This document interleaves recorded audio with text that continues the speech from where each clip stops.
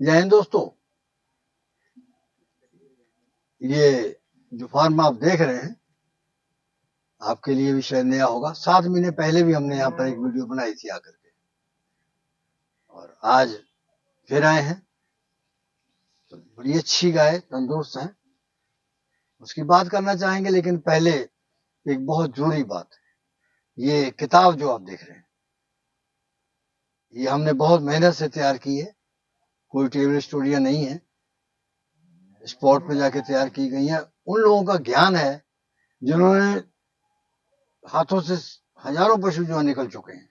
हर महीने सैकड़ों पशु आते जाते रहते हैं। पशुओं की बीमारियों के संबंध में, रख रखाव के संबंध में कोई ऐसा पॉइंट नहीं होगा जो इसमें हमने ना दिखाया हो।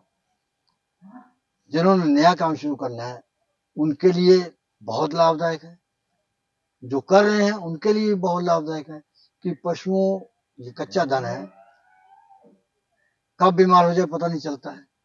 तो इसमें सब बातें रख रखाव की बताई गई है। जो हमारे पास आते हैं लोग तो उनको हम फ्री देते हैं, और कई हजार किताब हम फ्री देते हैं। जो हमसे मंगवाते हैं तो उनको जो है पैसे देने पड़ते हैं। ये किताब की बात है। बात करते हैं गाय की। अब ये गाय जो आप देख रहे हैं, हमको भी ऐसी बहुत कम देखने को मिलती है। पंजाब में बड़े अच्छे फार्म हैं जहां पर ये गाय होती है, लेकिन वो लोग इस पैमाने पर बेचते नहीं है। वो ब्रीड पे काम करते हैं, अपने फार्म को आगे बढ़ाते हैं। इनका अपना और उद्देश्य है, तो इन्हीं के दूध से इनको पाल करके आगे जो है आप लोगों तक पहुंचाने का ये काम करते हैं। बड़ी सुंदर है, ब्रीड में है, और मैं जो भी देखेगा तो वो सोचता है कि यार मिल जाए तो बढ़िया है। ये 4 से लेकर के 8 महीने तक की प्रेग्नेंट है, और हमको बताया है कि इसमें से कोई भी ऐसी नहीं है जो 30 से कम दूध दे, 30 लीटर से रोजाना। ब्रीड में भी है, कुछ क्रॉस में भी चली गई है। पहली ब्यात की है सारी, और इनको पालने के ऊपर मैं नहीं समझता हूँ कि हर गाय के ऊपर 80 से लेके 1 लाख रुपए का खर्चा आया होगा कम से कम। लेकिन इन बातों को उजागर नहीं करते हैं। कोई इकट्ठी ले जाना चाहे तो ले जा सकता है, उसका वो भाव कर लेंगे, दे देंगे। हमारा अंदाजा है कि 90 के आसपास, 95-90 में। लेकिन उन्होंने ये हमसे कहा था कि अगर फुटकर लेंगे तो रेट अलग होगा, अगर इकट्ठी ले जाएंगे तो रेट एक ही हो जाएगा। अब हम आपको ये समझाना चाहते हैं कि इन गायों को देख करके आपको सब पता चल जाएगा। तो यहाँ आपको ब्रीड वाली मिल जाएगी, थोड़ी कम ब्रीड वाली मिल जाएगी, 70% वाली ब्रीड में मिल जाएगी, 80 में भी मिल जाएगी। समझने के बात है, जिनको परख है अपने अनुभव का इस्तेमाल करेंगे आकर के। तो ये ऐसे कम ही मौके होते हैं जहां पर ऐसी इतनी गाय इकट्ठी मिल जाए। और देखो आप, मेरे ख्याल से कोई भी ऐसी नहीं होगी जो 3.5 कुंटल से कम होगी, खूब पली हुई है। मैंने बताया है कि 80,000 से ऊपर इनके ऊपर खर्चा आया होगा, और इन्होंने तमाम गाय और भी रखी हुई है, और उनका दूध इन्हीं पे लगा देते हैं। अब जो लोग अपना काम नया शुरू करना चाहते हैं, जिनको ब्रीड की जानकारी है, सिखलाई आपने ले रखी है, ट्रेनिंग की हुई है, तो फिर आपको जो है इन गायों से शुरू करना बहुत बढ़िया रहेगा। काफी लोग होंगे देखने वाले जो समझ जाएंगे कि इकट्ठी गाय इतनी एक जगह कहीं नहीं मिलेगी। अब अगर 30 लीटर दूध वाली आप गाय लेते हैं, जो दाम ये बता रहे हैं, वो तो फिर पहले 6 महीने में ही पैसे पूरे कर जाएगी अपने। अगर हम दूध का आधा भाव लगा लें, आधा खर्चे पे निकाल दें, फिर भी पैसे पूरे हो जाएंगे। तो एक अच्छा अवसर है, और हमको भी खुशी होती है कि जो नए लड़के बड़े अरमान और अपनी बहुत सारी इच्छाएं लेके आते हैं, कि ऐसे काम करेंगे, ऐसे पैसे कमाएंगे, फिर ऐसे करेंगे, फिर आगे बढ़ाएंगे। तो ये इसको पहली प्रधान समझें, बहुत कुछ मिलेगा आपको। और एक बात हम आपसे और कहना चाहेंगे, हमारा जो उद्देश्य ये है कि किसान सहायक धंधे के रूप में इस काम को अपनाए, तब उसको किसी के आगे हाथ फैलाना नहीं पड़ेगा।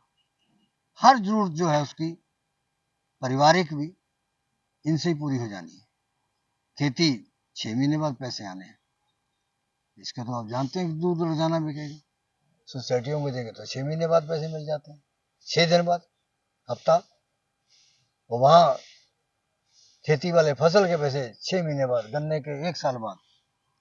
तो जब जरूरतें पूरी पड़ती हैं, बीच में कोई शादी आ गई, कोई बीमारी आ जाती है, तो उसके लिए दौड़ते हैं, कभी आरती के पास, कभी बैंक में। लेकिन अब ये काम समझदार लोग, पंजाब में देखो, फार्मरों ने, कई लोग छोड़ के गए भी हैं और कई लोग बुलंदियों पर हैं।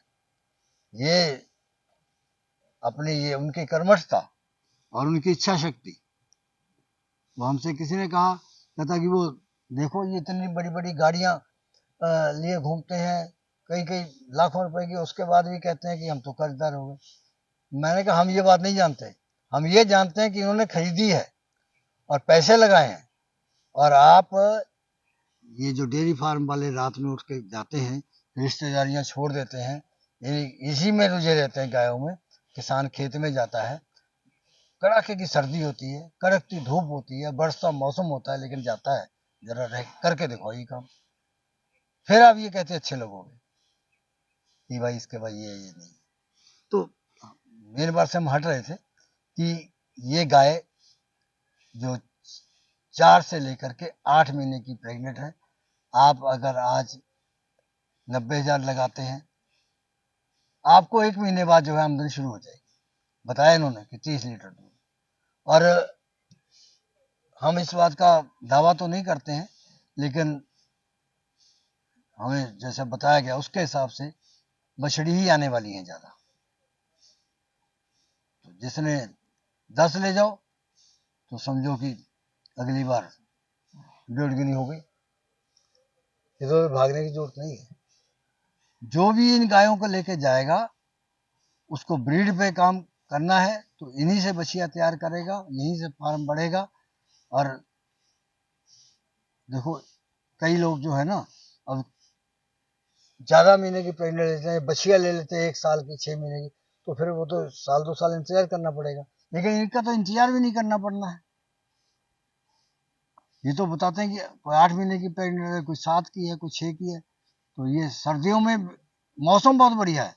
ये देखिए इनकी ये दिमागी इनकी ये खोज है, या इनकी अपनी सोच है कि इन्होंने इनको इस तरीके से प्रेग्नेंट करवाते हैं कि ताकि ठंड के मौसम में जाए और जो है दूध, अच्छा दूध देगी। गर्मी के अंदर तमाम परेशानियां हैं। गर्मी के अंदर कोई पशु ले जाता है, वो भी घाटे का सौदा, और आगे उसको संभालना भी बहुत मुश्किल, और दूध भी उतना नहीं ले पाएगा। अब ये गाय अगर आप जैसे आंध्रा कर्नाटका लेके जाते हो 2000 किलोमीटर, तो तगड़ी है, स्ट्रेस झेल जाएंगी। अब आप 40-50 लीटर वाली ले जाओ ब्याई हुई गाय, फिर भी स्ट्रेस में आएगी। अब इन्होंने जिन्होंने 2 महीने बाद ब्याना है या 3 महीने बाद ब्याना है, तो इन्होंने क्या स्ट्रेस में आना है, सब झेल जाएंगे। तो हमारी बात पे गौर करना। काफी लंबी बात हो गई, तो आप वीडियो के साथ साथ में हम आपको गाय भी दिखाते रहे और आगे भी, और कुछ और महत्वपूर्ण बातें तो वो भी इसी वीडियो में हम आपको बताएंगे। इस प्रोग्राम की पेशकारी के पीछे हमारा एक ही मकसद है, वो है किसानों और पशुपालकों की आर्थिक दशा में सुधार लाना, किसान हित सरकारी और गैर सरकारी योजनाओं की जानकारी देना और किसानों को जागरूक करना। हमारे किसान भाई और पशुपालक भाई किसी तरह की खाद्य सामग्री या पशुधन की अगर खरीद करते हैं, जब बिक्री करते हैं, तो उनको ये पूरी सावधानी पूर्वक करना चाहिए। किसी तरह की खरीद फरोख्त संबंधी या किसी प्रकार की विवाद से हमारा कोई संबंध नहीं है और ना ही हम किसी तरह की जिम्मेदारी लेते हैं। धन्यवाद।